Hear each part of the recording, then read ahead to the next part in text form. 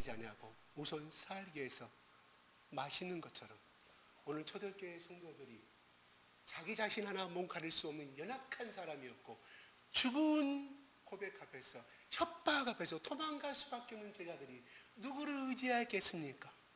그래요. 우리가 잘 알다시피 사도행전에 나온 것처럼 그 120명의 사람들이 성령의 충만함을 받았다 하더라도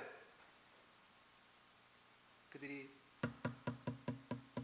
예수님을 죽였고 예수님의 십자가에 넘겨져 재판에 앞장섰던 대제사장들과 모든 간원들 앞에서 아니 50일 전에 도망갔던 그들의 유혹 앞에 도망갔던 베드로와 요한이 자기 속에 계시는 성령님을 의지하지 않았다고 하면 그들이 성령 충만을 100번 1000번을 받았다 할지라도 역시 그들은 50일 전에 그 연약한 모습으로 다시는 예수의 복음을 증거하지 않겠다, 이번만 살려달라고 굽신거리고 살았을 수밖에 없을 것이라고 저는 생각을 해보았습니다. 다시 말씀드려서 우리가 성경 말씀을 많이 공부하고 또 말씀을 많이 한다 할지라도 나를 사랑하시고 나의 속에 계시는 성령의 하나님을 의지하지 않고 살아간다고 하면, 다시 말해서 내 자신을 의지하고 내 지식을 의지하고 살아간다고 하면 예수 따로 사람 따로 성령 따로 육체 따로 살 수밖에 없는 나약한 존재로, 그래서 하나님을 슬프게 할 수밖에 없는 존재로 살아가게 된다는 것입니다. 이미 우리에게는 하나님이 주신 영적인 무기와 칼이 있는데 끊임없이 우리가 부모로부터 들었던, 또한 내가 예수 믿기 전에 살았던 그 사고방식 속에서 문제만 생기면 걱정하고 또 걱정하고 어찌했을까 자식의 문제, 또 누구 문제, 가정의 문제 생겼을 때, 또한 사회 문제 생겼을 때 걱정만 앞서 있다고 하면 대단히 죄송합니다만은 그들은 역시 그 저주와 그 문제 앞에서 밥이 되고 만다는 사실입니다. 이미 하나님 우리에게 싸울 수 있는 승리의 무기를 주셨는데 여지없이 패배의 인생이요, 교회 나오기 전 10년 전의 인생이나 또한 5년 전의 인생이나 지금의 인생이나 똑같이 살아가게 된다는 사실. 세상 사람들은 뭐예요? 자기 힘과 자기 경험 속에서 그 문제를 헤쳐갑니다. 물론 헤쳐가는 사람도 있습니다. 우리에게 좋은 것은 든든한 하나님의 백이 있다는 것입니다. 그래서 너희들 두 사람이 내 이름을 모이는 곳에 간구하면 내가 그 자리에 있을 뿐만 아니라 그 일을 행하고 있다는 것은 무엇을 의미합니까? 내가 하늘을 승천한 다음에 너희들이 연약하게 살 수밖에 없는 너희들의 모습 속에서 그 안타까운 모습을 예수님이 아셨기 때문에 내 이름으로 너희 아버지, 너희 조상의 아브라함을 하나님과 야곱의 하나님, 이삭의 하나님께 간구하라는 거예요. 왜? 너희들 나가 떠나고 난 다음에 죽기까지 내가 따르겠다고 고백하지만 역시 사실은 너희들 옛생활로 돌아가 버리고 말 것이고 연약한 나약한 그 사탄이 지배하는 이 세계 속에서 살아가고 말 것을 알았기에 예수님이 살아생전에 그렇게 말씀하셨다는 사실입니다. 여러분, 지난 일주일 동안에 얼마나 예수 이름으로 하나님의 의를 구하기 위해서, 아니 또한 정말 어떤 문제에 파헤쳐서 예수 그리스도의 이름으로 얼마나 많이 기도를 하셨는지요. 얼마나 간구를 하셨습니까? 아니면 그냥 기도 반, 옛생활 반 어찌했을까 어쩌다 하나님이 생각나면 기도도, 그것도 울부짖는 기도도 아니고 하나님은 알아서 하십시오, 나 힘이 듭니다. 돌아서서 99% 인간적인 생각, 걱정과 염려 속에 살아갑니다. 근데 그게 내가 신앙적으로 잘못했다는 사실을 모른다는 사실을. 왜요? 예수 믿기 전의 사고방식이 더 오랜 기간 동안 있기 때문에, 그 사고가 나를 지배하고 있기 때문에 그렇다는 거예요. 그러므로 우리는 끊임없이 스스로가 훈련하고 스스로가 기도의 훈련 속에서, 말씀을 보는 훈련 속에서 하지 않는다면 살아갈 수밖에 없다는 것입니다. 육적인 생에 금방 따라와 볼 수밖에 없습니다. 욱하는 생각이 금방 날아올 수밖에 없습니다. 물론 과거보다는 좋은 점은 있죠.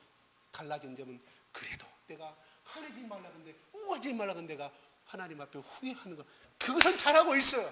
그러나 하나님이 그것은 우리 가운데 머물기를 원하십니까? 승리하기를 원하신다는 사실이에요. 그래서 해가 지도록 분을 품지 말라는 것이 뭐예요? 해가 지기 전에 분을 풀어라, 이 말이에요. 우리 인간은 예수 믿고 성령 충만을 받았다고 그래서 우리 인격이 변화됩니까? 하루아침에? 우리 성격이 변화됩니까? 아니 되옵니다. 오늘 베드로와 요한이 그래요. 40년 된 이미 다 내일 모레 죽음을 준비할 그 사람을 갖다가 예수 그리스도 이름으로 선포하자 그가 일어났습니다. 그래요. 그런 능력을 가졌던 사람이 되어버렸습니다. 누가? 그 속에 예수님이 계시기 때문에. 그러나 그 사람의 옛 성격과 그 사람의 옛 사고는 바꿔졌을까요? 아닙니다. 그들은 죽을 때까지 자기들의 옛 습관, 나서기 좋아하는 베드로, 얼마나 죽을 때까지 기도하고 순교할 때까지 내가 죽어야지, 내가 기도를 얼마나 많이 했겠습니까? 성경 나타나지 아니합니다. 기록되지 아니합니다.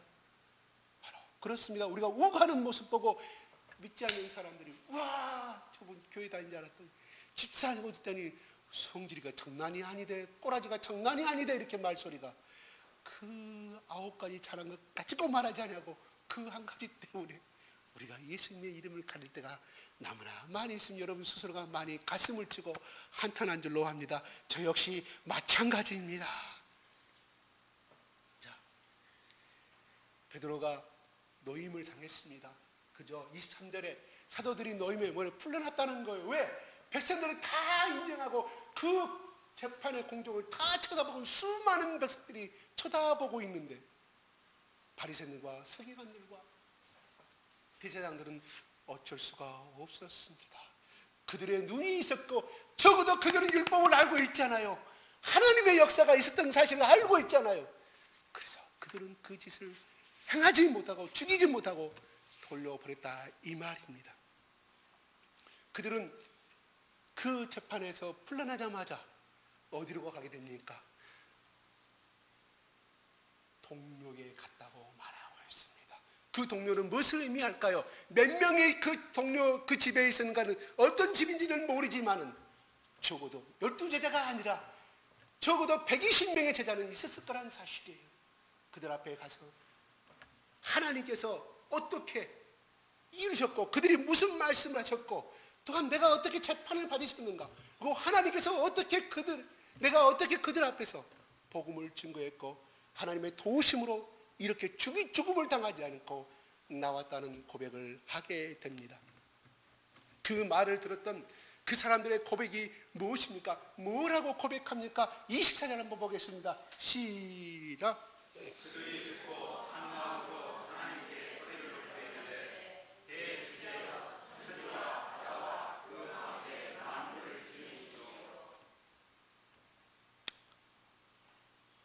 그 다음에 또 25절 읽어볼까요? 25절 시작. 또 주의 종은 우리 조상 다윗의 입을 통하여 성령으로 말씀하시기를 어찌하여 열방이 분노하며 족속들이 화살을 경영하였노. 세상에 끝까지 읽을까요? 읽고 싶으세요? 네, 좋습니다. 요새 우리 김동기사님 말씀이 지금 충만해가지고 계속 읽고 싶어요. 20절 읽겠습니다. 시작. 세상에 고난들이 나타나며 관리들이 함께 모여 주와 그의 그리스도를 대적하도다 하시니 이렇습니다. 그들의 핍박받은 것과 재판받은 것과 죽을 뻔한 이야기를 듣고 그들이 뭐 하냐고 말하냐면 한 마음으로, 그들이 듣고 한 마음으로 하나님께 소리를 높여, 이 말이에요. 하나님께 기도하고 있다는 거예요. 지금 이 사람들은, 이 두 사람이 고백했을 때 어떻게 말했을까요? 기뻤을까요? 슬펐을까요? 아니면 좌절했을까요? 겁에 질렸을까요? 저는 기뻤을 거라 생각이 들어요. 왜? 첫째로 살아났기 때문에. 죽을 줄 알았는데 살아났기 때문에. 두 번째는 하나님이 자기를 통하여서 예수 그리스도 이름 앞에 담대히 말하니까, 그리고 그들이 그 무시간 두 사람 앞에서 그 유시간 당대 대통령 같은 총통 같은 그런 능력을 가진 사람들이 꼼짝 못함을 보고 승리의 기쁨에 도취했을 거라는 사실이에요. 아니면 공포에 질렸을까요? 이 두 가지 같이 다 인간인지라 같이 다 혼합되었을 생각합니다. 그러나 공포보다는 하나님 앞에 복음을 증거한 뿌듯한 마음과 기쁨의 마음이 충만하지 않았을까 생각이 들어갑니다. 왜? 성령께서 주시는 마음은 공포와 좌절과 불안과 염려가 아니라 평안함과 담대함을 주시기 때문이라는 것입니다. 이분들 속에 역사하신 그 예수 그리스도의 성령님이 이들 가운데 충만한 기쁨을 허락했을 줄로 믿습니다. 만약에 공포에 질렸다면 이들은 어디로 가야 될까요? 야, 너희들아, 이렇게 핍박을 당하고 왔으니 우리를 다시금 또 잡아갈지 모르니까 갈릴리로 도망가자, 각자 다 흩어져라고 이렇게 할 수도 있었습니다. 그러나 그들은 기쁨에 충만하여서 그들 앞에서 또 같이 한 마음으로 큰 소리로 소리를 높여서 기도하고 있습니다. 대주제라는 말은 이거리 히브리어의 사상의 언어로서는 하늘과 땅을 만드시고 온 우주를 통치하신 하나님을 가리킬 때 대주제의 의미가 들어 있습니다. 히브리어 언어에 그런 의미가 들어 있다는 말입니다. 그냥 여호와 하나님이 아니라 대주제신 하나님, 이들이 얼마만큼의, 여러분, 예수님이 살아계실 때 예수님이 12제자들이 대주제여 여호와 하나님이여 기도했다는 기도 제목이 있습니까? 하나도 없습니다. 기도했다는 말이 하나도 없습니다. 우리 신약의 4개의 복음에는 오직 예수 그리스도만이 하나님 아버지의 기도한 대목이 있지 하나님을 향해서 이들이 기도한 대목이 있습니까? 없습니다. 이게 성령 받은 사람의 증거입니다. 예전은 교회에 오면은 기도하고 그냥 조용조용히 점잖게 기도하고 그런 것이 좋은 교회인 줄 알았는데 어느 날 우리 교회 와보니까 울고불고 소리 지르고 이상한 소리 방언까지 해가니 여기는 이상한 교회다고 떠나버린 사람이 얼마나 많은지 모릅니다. 저는 잘 모르겠습니다.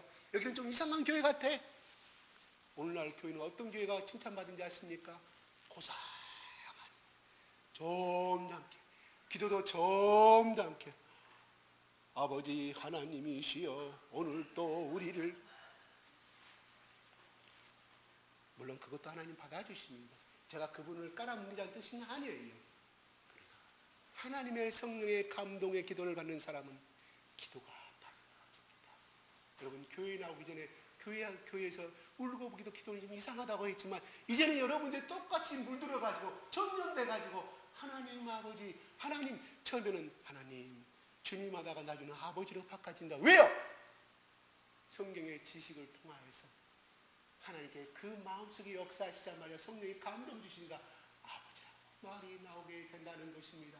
여러분, 내 아버지는 나를 어릴 때부터 때렸고 나를 일찌감치 나를 낳자마자 큰 번인 쫓아서 도망가 버린 나의 아버지, 보기도 싫어 하다가 나중에 그분이 돌아가실 때 앞에 가서 서서 딸아 미안하다, 딸아 미안하다, 나의 감동을 주는, 그러다 마지막 가기 전에 아버지라고 고백하듯이 아버지라고 불러버듯이 우리 성령님께서 우리에게 감동 주시고 나의 아버지, 나의 구세주 예수 그리스도 나의 구세주 오고 있는 날은 내 입술이 아버지 하나님으로 바꿔주심을 믿으시기 바랍니다.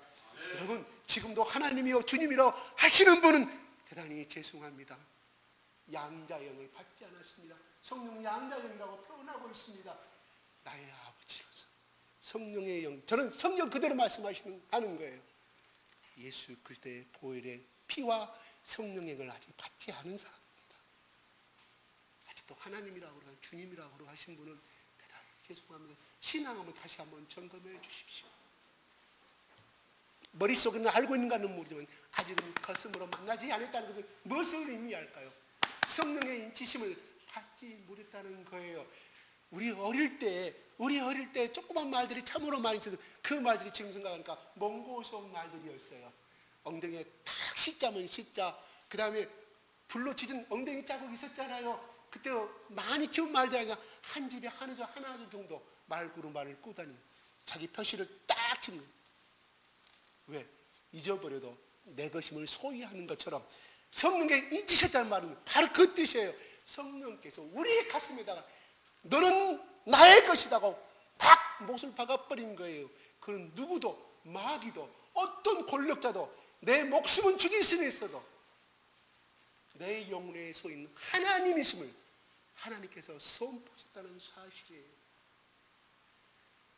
그래서 천국 가면 바로 하나님께서 그거를 찾으신다 이 말이에요. 근데 머리로만 아는 것은 지식이기 때문에 마음의 인지심을 받으시지 못하신 분은 하나님, 오늘 목사님은 그러는데 내가 하나님은 아직까지 아버지라 부르지도 못하고 있는데 아직도 나 성령 못 받은 것 같아. 구원 못 받은 것 같아요. 예, 난 성경적으로 말합니다. 대단히 죄송한 구원 못 받았어. 왜요? 아버지 영을 받은 사람만이 아버지 영으로 말할 수 있다. 성령이 누구예요? 아버지 영이고 예수 영이지 않습니까?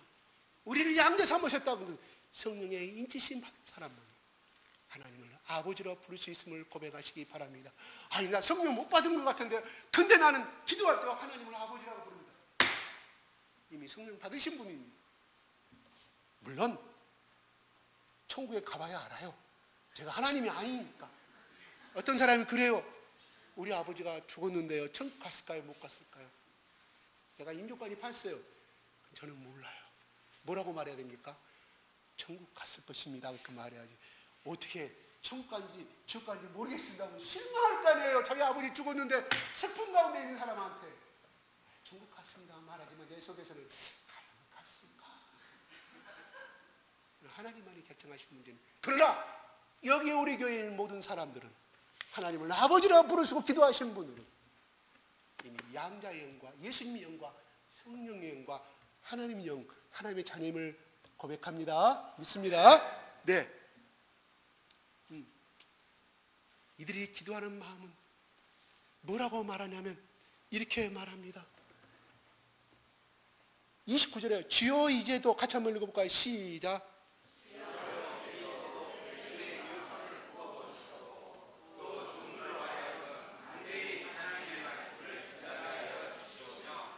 네. 뭘 그냥 그들의 유업함을 굽어보시옵소서, 살펴보시옵소서. 그들이 지금 얼마나 살기등등하여서 우리를 죽이고 하고자 하는 자를 하는지를 하나님 보시옵소서고 말합니다.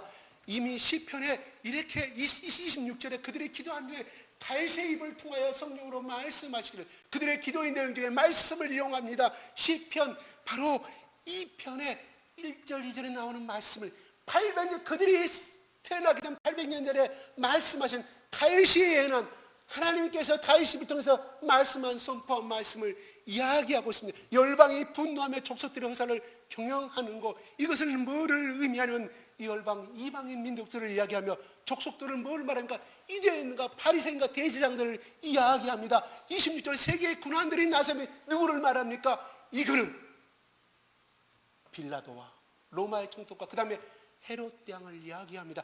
헤롯 왕은 유대인 백성이 아닙니다. 바로 800년 전에 있었던 그 예언이, 그들은 이 시편에 나오는 이 말씀을 통하여서 누가 그렇게 그들이 성령 받기 전에 이 말씀이 무엇인지 몰라서 다윗 조상이 하나님이 그냥 하나님의 감동해서 쓰여졌는가 보다. 근데 800년 후에 자기 성령 받은가 하나님의 영께서 가르쳐 주신 거예요. 왜요? 하나님이 그렇게 말씀하셨기 때문에. 누구를 통하여? 다윗을 통하여서. 그래서 아버지 영이 이들 가운데서 역사하셔서, 야, 너희들 모소경도 배우고 시편 배웠지? 갑자기 그것이 떠오르게 만든 거예요. 기도 중에 그거를 떠오르려고 하는 것이 아니라 그들이 과거에 라비아에 들었던 그 말씀이 생각나서 하나님이 그들의 입을 움직여서 고백해 만들고 있습니다. 여러분, 성령의 기도를 받은 사람은, 성령의 영을 받았고 성령의 충만한 기도는 우리의 기도가 달라집니다. 그러기 전에 우리 기도는 어떻게 기도가 됩니까? 하나님, 우리 아들이 내일 모레 수능고사 보는데 하나님 잘해주십시오. 내 아들이 내일 모레 유치원 가고 내 아들이 취직시험 보는데 하나님 복 주십시오. 물론 그 기도도 해야 됩니다. 반드시 해야 됩니다. 그러나 보다 더 성령의 충만한 기도를 하게 된 사람, 평상시에 기도를 많이 하신 사람들은 그 기도가 두 번째고 첫 번째 기도는 하나님의 영광을 위한 기도가 된다는 사실이. 이들이 기도할 때 뭐라고 기도했어요? 하나님, 저들이 핍박하는데 우리를 빨리빨리 보살펴 주시고 우리를 보호해 주시지 아니하십니까? 누가 그랬어요? 베드로가 주 예수여, 우리가 지금 배가 풍랑해서 지금 이 갈릴리가 죽게 된다. 한가한 이 날에 그 배 뒤편에 주무시고 계십니까? 우리를 왜 양보해 주십니까? 한 것이 베드로의 기도입니다. 요한의 기도였습니다. 왜요? 예수님을 따라도 거듭나지 아니한 인생이었다는 것입니다. 하나님의 영을 받지 못한 사람들이었습니다. 구원받지 못한 사람들이었어요. 뭐 그냥 육신의 예수님을 따라 육신의 사람이고 세상적인 사람이었다는 거예요. 그러나 성령 받고 난 이 베드로와 요한과 이 120명의 기도가 달라집니다. 하나님, 우리가 이 핍박 속에서 우리를 보호해 주시고 우리를 해달라는 것이 아니라 그를 뭐라고 말합니까? 29절 다시 한번 읽어보겠습니다. 시작. 주여, 이제도 그들의 위협함을 행복하시고 또 종들로 하여금 담대히 하나님의 말씀을 전하게 하여 주시옵소서. 종들로 하여금, 우리로 하여금 담대히 하나님의 말씀을 전하게 하여 주시옵소서. 그들의 기도는 하나님, 저들이 우리를 위협하고 죽이려고 하지만 그래요, 우리는 거기에 굴하지 아니하고 하나님의 말씀 어떻게 전하게 하여 주시옵소서. 땡, 담대히 전하게 하여 주소서. 무엇을? 하나님 아버지의 영광, 아버지 하나님의 말씀을 담대히 전하게 해달라고 기도하고 있습니다. 이것을 역으로 해석한다면 무엇을 의미할까요? 그들이 성령의 충만함을 가지고 있는 사람이지만 그래도 두려움과 걱정과 배고프면 배고프다는 느낌을 가지고 있고 더우면 더욱다는 느낌을 가지고 있는 인간의 욕정을 가지고 있기에 거꾸로 말하면 이들도 겁에 질려 있음을 말합니다. 그러나 성령의 사람이기 때문에 거기에 굴하지 아니하고 비록 우리가 겁나고 어렵지만은 두렵지만은 또한 다른 세상으로 돌아가고 싶지만은 아버지 하나님, 그래도 우리의 마음을 아시는 아버지 하나님, 우리의 형편을 아시는 아버지 하나님, 저들에게 굴하지 아니하고 이 죽음 앞에서 예수님이 그 길을 걸어가셨던 것처럼 우리도 그 길을 걸어가게 하여 주시옵소서. 옛날처럼 아버지 하나님, 예수님 죽음 앞에서 심판받을 때 우리는 예수님 모른다고 도망갔던 사람들입니다. 그러나 하나님, 우리를 형편을 하신 우리 아버지 하나님, 우리를 예수님께서 끝까지 주님 앞에 하나님 아버지의 종으로서 십자가의 그 길을 가셨던 것처럼 우리도 주님만을 증거하다가 그 길을 갈 수 있도록 해달라는 말이, 담대히 전한다는 것은 무엇을 의미합니까? 그들 앞에 굴하지 아니하는 것은 무엇을 의미합니까? 죽음, 그 대가는 뭡니까? 죽음의 대가라는 사실을 너무나 잘 알고 있었습니다. 바로 예수님이 가신 그 길을 가게 해달라는 말입니다. 담대히 전하라는 말은 무슨 용감하니 그냥 그 말이 아니에요. 죽음을 각오하고 우리는 다 주님 앞에, 나는 우리는 이 생활 각오가 되어 있습니다. 우리가 이 복음을 증거해달라고 누구한테 기도하고 있습니까? 하나님께 기도하고 있습니다. 어떻게 기도하고 있습니까? 그냥 주절주절 되면 말고 안 되면 말고, 하나님, 내가 담대히 입으로는 고백하지만 돼도 안 돼도 되고 말고 안 되면 떠나버리죠. 이런 기도가 아닙니다. 소리에 높여 기도했다고 합니다. 여러분, 슬픔을 당할 때 여러분 어떻게 울음 나옵니까? 저는 어렸을 때 저기 임동 상거리, 거기서 지금 임동 오리가 됐나요? 거기 사람 많이 죽었습니다. 비프장도를 하필이면 꼭 죽는 그 자리에 죽었어요. 그때는 버스 트럭이 참 많았잖아요. 많이 죽은 걸 봅니다. 그때는 덮어놓으면 경찰이 오지도 아니합니다. 그냥 가만히 하나 덮어놓고 그 추운 겨울에 저녁 늦게까지 그 다음 날에도 보면 꽁꽁 얼은 시체 발끝이 저기 보여요. 나중에서, 그때는 전화도 발달된 나중에서 수소문에서 그 어머니가 와서 통곡을 하면서 우는 모습을 제가 초등학교 다니면서 많이 보았습니다. 통곡하면서 그냥 무엇이 나온지도 모르고 그냥 그 추운 겨울에 추운지도 모르고 그냥 슬픔이 격하기 때문에 추운지도 모른다는 사실이에요. 통곡하며 우는 것을 보았습니다. 여러분, 또한 여러분, 기쁨의 소식, 정말 내가 저지할 수 없고 내가 정말 그걸 통과할 수 없고 또 내가 그 학교를 합격할 수 없고 또한 내 자녀의 문제가 그건 도저히 엄마 안 돼, 도저히 될 수가 없는 거야. 근데 될 수 없는 가운데 어떤 기쁨의 소식을 들었어요. 여러분의 마음이 어떻던가요? 그 기쁨의 소식을 가만히 있습니까? 내 남편한테 전화해, 내 아내한테 전화해, 내 엄마한테 전화해, 내 부모한테, 친정부모한테 전화해, 다 알립니다. 알고 알면 이런 기쁨. 왜? 기쁘기 때문에. 그거는 기쁘기 때문에 견딜 수가 없는 거예요. 너무 누가 시켜서 그것이 전한 겁니까? 기쁘기 때문에 전하는 거예요. 마찬가지로 이들은 이 성령의 충만한 기쁨이 있기에, 내가 하늘의 소망의 기쁨이 있기에 그들은 이 말씀을 전하고 있음을 바라보게 됩니다. 그러나 그것은 죽음의 길이었다는 사실이에요. 여러분, 우리가 기도하는 것이 죽음의 길을 각오하고 기도하고 있습니까? 아니잖아요. 내게 없는 거, 내가 축복 달라고 복을 달라고 기도하는 거 우리 대반 99% 기도 아니겠습니까? 그러나 지금은 그런다 할지라도 언젠가는 여러분들이 더욱더 성령의 충만한 기도가 되면 내가 알 수 없는 기도가 나옵니다. 방언의 기도를 제가 말씀한 거 아니에요. 내가 생각지도 아니한 기도를 하나님이 내 마음으로 움직여서 고백해 말입니다. 어떤 사람에게는 아버지, 내가 죽어도 좋으니 내가 어느 나라에 내가 복음을 증거하러 가겠습니다. 이스라엘 나라에 복음을 증거하러 가겠습니다. 그 고백이 내 열정인 것 같지만 하나님이 그 기도를 내가 나도 모르게 해놓고 나서 깜짝 놀 때가 여러분 있었을 줄로 압니다. 그것은 성령의 기도인 줄로 압니다. 이것이 성령 받은 사람의 기도와 성령에 충만하지 못한 사람의 기도의 갈림길의 기준인 줄로 압니다. 여러분의 기도 소리를 들어보시고 스스로 판단해 보십시오. 그러나 우리 모두 다 성령의 충만한 기도의 삶이 되기를 원합니다. 그래서 우리와 같이 살다가 우리와 똑같은 지성을 가지고 똑같은 육신의 생각을 가지고 똑같은 육체를 가지고 똑같은 연약한 마음을 가지고 똑같은 두려움의 마음을 제 속성을 가지고 우리와 같이 동거하시다가 성령님의 부르심에 순종하여서 우리는 그 길을 가졌고 그 또한 죽음 앞에서도 십자가 앞에서 기꺼이 받으셨던 것을 우리는 두 눈으로 보고 두 눈으로 증거한 두 눈으로 목격한 증인들입니다. 굳이 멀리 어떤 목사나 그 멀리 어떤 선교사를 우리가 내보내지 아니한다 하더라도 우리는 실제적으로 살아있는 성경의 역사를 여러분들이 체험하고 또한 보았을 것입니다. 그들의 삶의 일상의 삶을 여러분들이 보았을 줄로 압니다. 성령이 없는 교회는 교회가 아닙니다. 대단히 죄송합니다. 그는 인간의 교제요 집단일 뿐이지 절대로 저는 성령이 있는 교회라고 생각하지 않는데 성령이 없는 교회란 무엇을 의미할까요?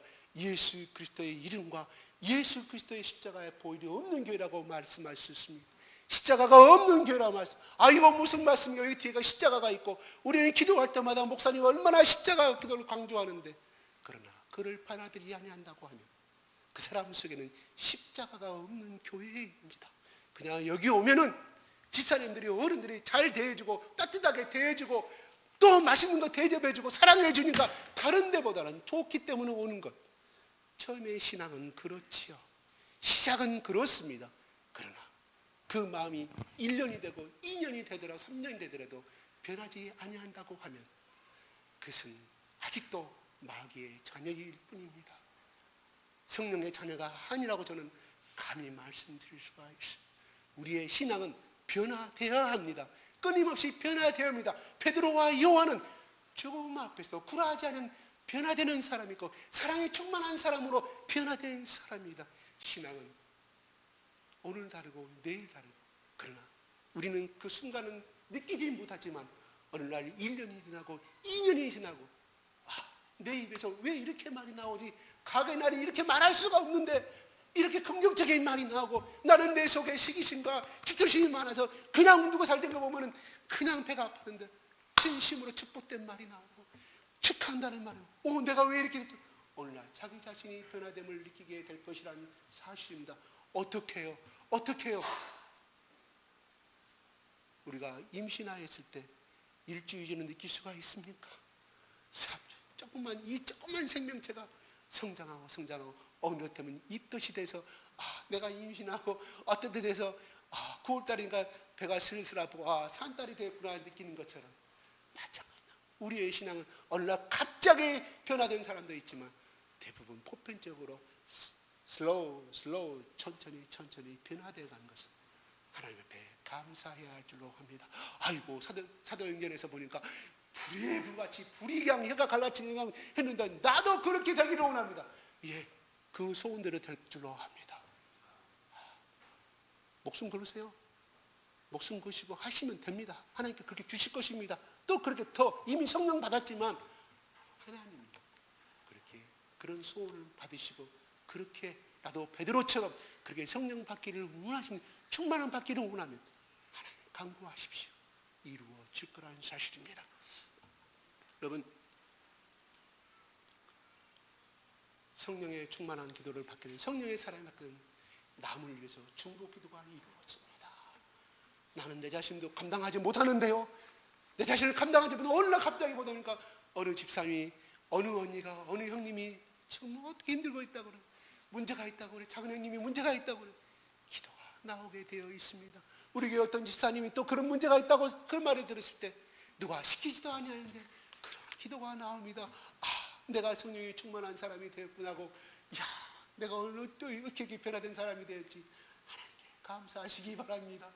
우리 모두가 그렇게 우리 가정만을 위한 기도도 필요하지만 남을 위한 기도, 우리 각자의 교인들을 위한 기도가 되었으면 좋겠습니다. 그들은 기도가 그것이었습니다. 하나님의 말씀. 그래서 빌립보서 사도 바울은 이렇게 고백합니다. 빌립보서 1장 18절부터 21절 잠깐 읽어보겠습니다. 시작. 그러면 무엇이냐 겉으로나 참거나 무슨 마음으로 하든지 전달하는 것은 그리스도니 이것으로 하면 기뻐하고 또한 기뻐하리라. 이것이 너의 강구와 예수 그리스도의 성령의 도우심으로 나를 구원의 길에 할 줄 아므로 나의 간절한 기대와 소망을 따라 아무 일에든지 부끄러워하지 아니하고 지금도 전과 같이 온전히 담대하여 살든지 죽든지 내 몸에서 그리스도와 결례하게 되게 하려니 이는 내게 사는 것이 그리스도니 죽은 것도 우리 아니라. 우리 사도 바울 할아버지께서 살아생전에 빌립보 교인들한테 쓴 편지입니다. 그 뒤로 22절, 23절을 쭉 보면 이렇게 나옵니다. 나는 빨리 하늘나라 가고 싶다. 너무 힘드니까 자기가 달아오는 고통이 나면 가는 곳마다 유대인들과 앞장서 자기를 가는 곳마다 따라다니며 트집 잡고 때리려고 죽이려고 하는, 가는 곳마다 나는 하늘나라 빨리 가고 싶고 천국의 소망을 빨리 가고 싶다고 고백합니다. 그러나 내가 육체에 있는 것도 뭐야, 너희들과 같이 이 땅에 살아있는 것도 하나님께 영광이다. 왜요? 너희들에게 복음을 더 증거할 수 있습니다. 바울은 고백합니다. 오늘 방금 말씀처럼 내가 살든지 죽든지 하나님이 그리스도의 영광만 유한다면, 그것이 그리스도를 존귀하게 만들 수만 있다면 나는 죽음을 초월한 사람이라고 고백합니다. 그의 인생의 목적이 무엇이었습니까? 바로 1장 18절에 나오는 것처럼 1장 19절에 나온 것처럼 바울의 인생의 고백은 내가 살든지 죽든지 그리스도의 영광을, 그리스도를 존귀케 하는 것이 자기 인생의 목적임을 고백하고 있습니다. 그의 기도 제목이 그것이었고 그의 인생 제목이 그것이었다는 것입니다. 우리의 삶도 그래요. 부모는 자식을 위한 삶이 돼야 됩니다. 그렇죠? 누가 시키지 않은 잘합니다. 부모한테 배웠습니까? 아니에요. 하나님이 가르치신 본능입니다. 그것도 열심히 기도해야 되지만 우리가 돈을 버는 것도, 우리가 사업에 출세하는 것도 다 하나님의 영광을 위해서 하는 일인 줄 믿으시기 바랍니다. 목적이 분명하지 않으면 그 사람의 방향과 그 사람의 가치관은 분명히 흔들리게 되어 있습니다. 그래서 우상과 하나님은 함께 거할 수가 없다는 것이 지난주에 말했던 것처럼 가치관이 달라지고 목표가 달라지기 때문에 할 수가 없습니다. 두 가지 목표를 하다 보면 우리가 속된 말로 이 두 다리가 그 다음 말 안 하겠습니다. 죽어요. 하여튼 간에 불구가 되고 병신이 된다, 이 말이에요. 하나님께서 그래서 나이에 다른 승리를 섬기지 말라는 것이에요. 하나님께서 왜 그렇게 명령하셨습니까? 자주 듣는 말이지만 우리를 복지기 위해서, 우리를 축복하기 위해서, 우리가 이 땅에 잘 되기를 바라기 위해서, 이 땅에 잘 되면서 하나님을 섬기면서 너의 가진 재산을, 너의 어떤 가진 물질을, 너의 가진 시간을 나 여호와 하나님을 모르는 사람들에게 나눠주는 사람 등에서 그들을 나 여호와 하나님 앞에 데리고 오라고 우리에게 복 주시는 것이지. 너희들 이 땅에, 너희 집이 너 어릴 때 가난하게 살았지, 뭐가 찢어지도록 가난하게 살았지, 그래 네 일생 동안 충만히 먹고 살아라 혼자. 하나님 그래서 물질 준 거 아닙니다. 하나님 그러기도 하고 우리가 일자리 준 거 아닙니다. 비록 적은 돈이지만, 비록 적은 물질이고 내 가진 건 적은 재산이지만 나누어 쓰라고 말한 겁니다. 여러분, 교회 헌금하라고 하나님 주신 거 아니에요. 이거 말대로 목사들 나를 비난할지 모르겠지만 죽어가는 사람을 위해서, 하나님의 영광을 위해서 쓰라고, 구원의 복음을 위해서 쓰라고 하나님이 우리에게 물질 주신 줄로 압니다. 우리에게 시간 주신 줄로 압니다. 우리에게 힘든 직장에서 더 편하고 더 좋은 직장을 주신 것은 너를 만나는 사람이, 곧 너에게 오는 사람이 바로 내가 택한 사람이고 구원받아야 할 대상이기 때문에 하나님이 그 일자리를 주신 줄로 압니다. 그냥 이 일자리가 편하고 봉급 많으니까 좋은 예상이, 나 축복받. 하나는 모르고 둘은 모르는 사람입니다. 왜 하나님이 그 일자리를 주셨을까요? 예수님이 이 땅에 우리와 같이 더불어 함께, 더불어온단 말은 뭐예요? 함께 살려고 예수님이 가진 그 복을, 기쁨을 너희도 소유하라고 그 기쁨을 주려고 이 땅에 오셨다는 것입니다. 그분은 가난한 자는 아닙니다. 부유한 자고, 그가 가난한 자로 오시면 우리를 부욕해 하시려고 오셨다고 말씀합니다. 그분이 가난한 자입니까? 아닙니다. 만약에 하나님이요, 여러분 예수님이요, 뭐가 찢어지도록 가난한 사람이면 여러분 하나님 믿겠습니까? 예수 믿을까요?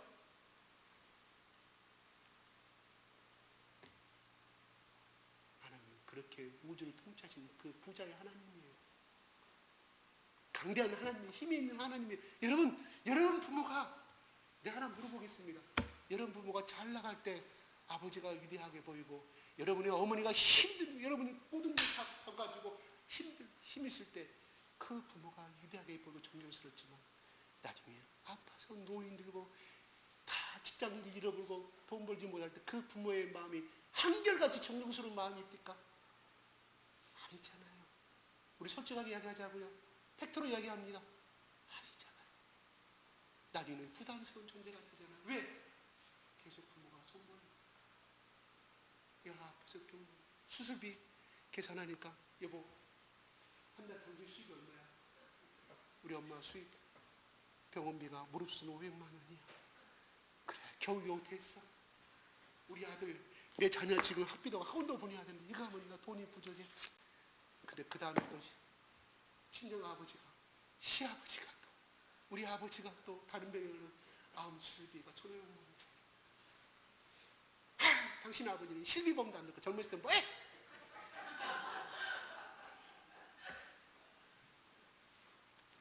제가 나쁘다는 것이, 삶이 힘들고 우선 자기 가정 꾸릴 때 힘들다 보니까 그렇게 나올 수밖에 없다는 거예요. 그잖아요. 돈이 거짓말한 거 아니잖아요. 어느 가수의 어머니 저기 갖고 저 어디로 도망가 붙더만요. 저기 호주로 누리는 데 가가지고 그건 좀 사기성이 좀 있는 것 같아요. 그 사람은 나중에 돈 갚은다고. 왜? 아들의 가수가 영예를 얻었는데 돈 잘 벌려고 하는데 그것이 두통나니까 그때 다 돌아와서 갚으려고 와서 자수했잖아요. 그건 좀 사기성이 좀 있는 것 같아요. 그건 말고요. 돈은 분명히 꼬갔을 때, 또 갚은다고 그랬을 때 정말 진심으로 갚고 간 사람들이 있어요. 근데 형편이 안 돼서 못 갚은 사람이 있잖아요. 그래서 흔히들 그러지 않습니까? 돈이 거짓말하지 사람이 거짓말하지 아니한다고. 물론 시커먼 마음 갖고 사기친 사람들은 그건 제껴놓고 하는 말입니다. 그렇습니다. 여러분, 우리가 살다 보면 재물이 필요해요. 반드시 필요합니다. 살 때도 필요하고, 그쵸? 시집가려면 장가가려면, 장가가를 못 가는 이유가 뭐예요? 돈이 없으니까 못 가잖아. 안 가려는 거예요. 그러다 보니까 사포시대가 되어버린 거지 않습니까? 참으로 불행한 현실입니다. 그건 착단이고요. 하나님은 그렇게 강대하신 분이고 부유하신 하나님이에요. 풍요로운 하나님, 부자의 하나님이에요. 그 누구예요? 나의 아버지. 여러분의 아버님을 믿으시기 바랍니다. 그 아버지가, 내가 하나님께 뜻을 우리가 순종하고 살아간다고 하면 왜 우리에게 먹을 것을 안 주시고, 왜 너희 자식이 공부 잘하기를 원하냐? 그래. 취직하기를 원하냐? 그래. 넌 나에게 순종하라. 내 순종하란 말은 그냥 끌려가는 것이 아니라 기쁨으로 그 말씀을 실행하라 이 말이에요. 기쁨으로 준행하라 이거예요. 근데요, 세상 사람 주는 명령 같아요. 우리에게 잘못된 것이 있고 결과를 책임지지 아니합니다. 그러나 우리 기업의 사장도 내 인생을 책임지지 못합니다. 그러나 우리 왜요? 기업이 부도나면 누구를 도와요? 자기가 깜빵 가는데 누구를 도와줘? 자기 직원을 어떻게 도와줍니까? 자기 자신 처신도 못하는데. 그러나 우리 하나님은 그런 하나님이 아니라 이 말이에요. 강철아, 네가 직장일이 힘드냐? 네 연봉을 그냥 살다 보니까 앞으로 빚 언제 갚고 아파트 언제 깝깝하지. 그래요. 우리 인간의 계산은 그렇습니다. 하나님을 따라가다 보면 하나님 그것까지도 다 갚아주신다는 거예요.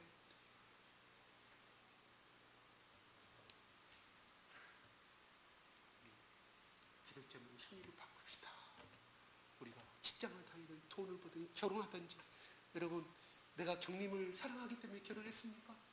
강철 집사님 내가 한나라를 사랑하기 때문에 결혼했습니까? 그래요. 하나님 그 마음도 주신 거예요. 그러나 결혼을 이룬 목적이 무엇입니까? 예수 그리스도를 존귀하기 위해서 이루신 거예요. 어떻게 해요? 그 자녀가 태어나온 예수 그리스도를 믿을 거 아니겠습니까? 택하신 자식이라. 그 자체가 예수 그리스도 이름을 존귀케 하는 거 아니겠습니까? 그 자식을 통해서, 우리 가정을 통해서 예수를 사랑하고 예수를 믿게 되고 다 존귀케 되길. 바울처럼 꼭 내가 죽음의 바울이 아니라 순교하는 바울이 아니라 할지라도 목표만은 이 베드로와 요한처럼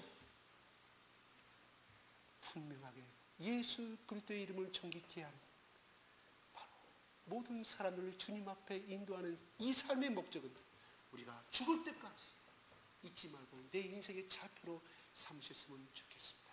그래야 다 가정으로나 학교로나 직장에 다 축복받고 다 승진도 빨리빨리 하는 복된 가정이 되시기를 바랍니다.